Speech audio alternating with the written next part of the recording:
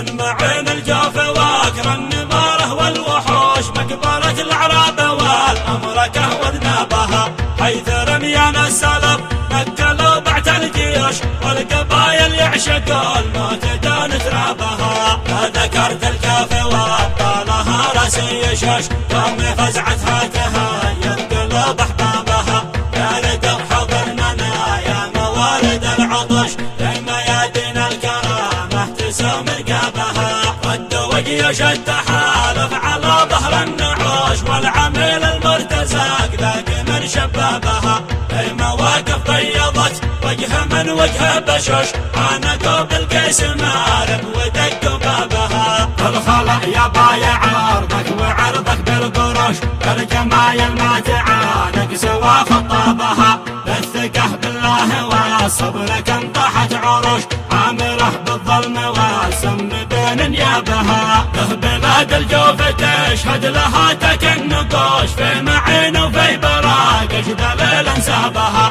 لجلها كم من صماي دعيهوش الارض هوش ما يداني للمذله ولا يرضى بها. في مسيره قشة الكفر والباطل قشوش في مدينة علم طه وحيدر بابها. سر بناي القايد ليتها بقوم بوش انت ربان السفينة وحن ركابها. من معين الجوف واكر النماره والوحوش مقبرة العراب والأمركة وذنابها حيث رميان السلب مكة بعت الجيوش والقبايل يعشقوا الموت دون ترابها. يا ذكرت الكاف وابطالها راسي يشوش يوم فزعتها تهيض قلوب احبابها. يا ردوا حضرنا يا موارد العطش في ميادين الكرامة تسوم رقابها. ردوا وجيوش التحالف على ظهر النعوش والعميل المرتزق ذاق من شبابها.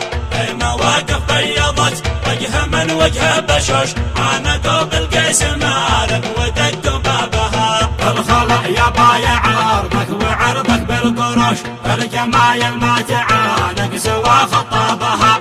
الثقة بالله والصبر كم طاحت عروش عامره بالظلم والسم بين نيابها. له بلاد الجوف تشهد لها تكنقوش في معين وفي براقش دليل انسابها.